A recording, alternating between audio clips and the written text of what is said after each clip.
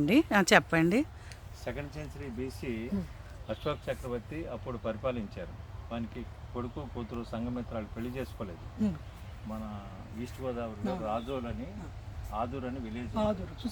అంటే మన భారతదేశంలో మూడే స్తూపాలు, సాంచి, సారనాథ్, ఆదూరు.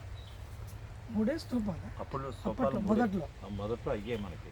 తర్వాత పెరిగాయి కానీ ఫస్ట్ స్టార్టింగ్ ఇండియాలో అయ్యాయి మనకి. ఆదూరు కూడా అంత పురాతనమైనది. మేము వెళ్ళామాట. మేము అక్కడ తీసుకెళ్ళాను బిక్కుకి చెప్తాను.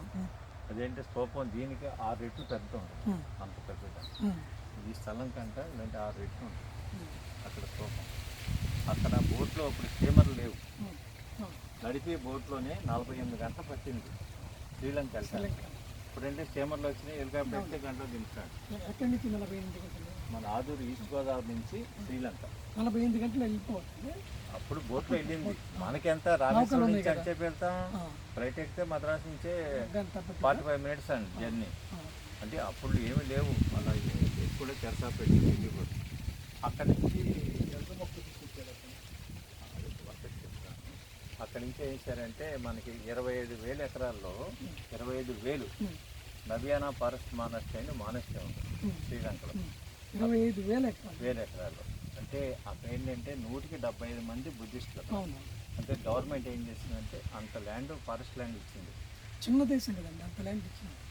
అది చిన్న దేశమైనా అన్ని 1,000 ఎకరాలు ఎందుకు ఉండవండి? లక్షల ఎకరాలు ఉంటాయి.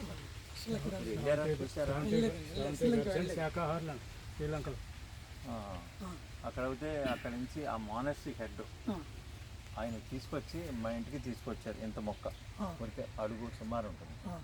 ఒక పైపు, ప్లాస్టిక్ పైపులో ఫ్లైట్లో మరి మొక్కలు పట్టుకెళ్ళినారు కదా, ప్లాస్టిక్ పైపులో పెట్టి తీసుకొచ్చారు అన్నమాట. అది 4 నెలలు మా ఇంటి దగ్గర పెంచి ఏలూరులోని ప్లాస్టిక్ పైపులో తెచ్చుకోవచ్చా? అది కనపడదు. తెచ్చుకుండా ఏదో బిక్కు కదా మేనేజ్ చేస్తారు. ముఖాలు పట్టుకున్నారు, స్కాన్ చేస్తారు, పట్టి అన్నీ చూస్తారు అన్నమాట.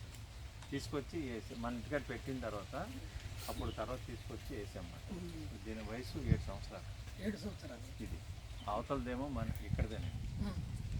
అవతలది ఎందుకు వేసామంటే 2018లో ఆ బిక్కు వచ్చారు కదా, బోధి వృక్షం నాటుదామంటే మరి ఇదేమో చిన్నది కదా, దాన్ని నాటామని చెప్పి రెండింటిని ఉంచేసి అది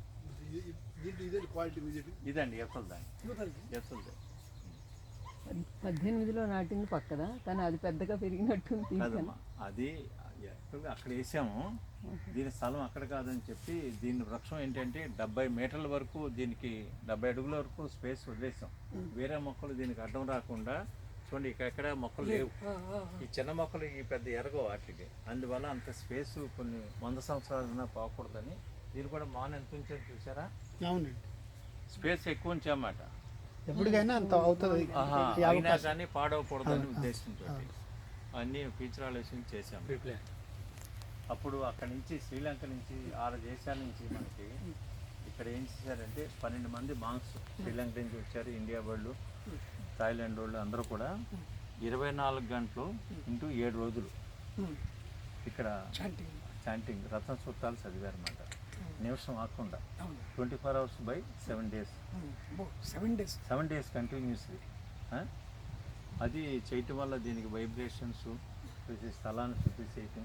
మనమైతే హిందూ దేవాలయాల్లో శంకుస్థాపన చేయాలి, ధ్వజిస్తాం, ఆ టైప్లో పెట్టేస్తారు. బుద్ధుడు చాంటింగ్ చూడడం లేదు సార్. ఎన్ని మార్పులు చేర్పుల్లో ప్రతి మతంలోని మార్పులు వచ్చేస్తాయి. అర్థమైందా? అది విగ్రహం చేయమన్నాడు బుద్ధుడు. ఎందుకు చేస్తారు?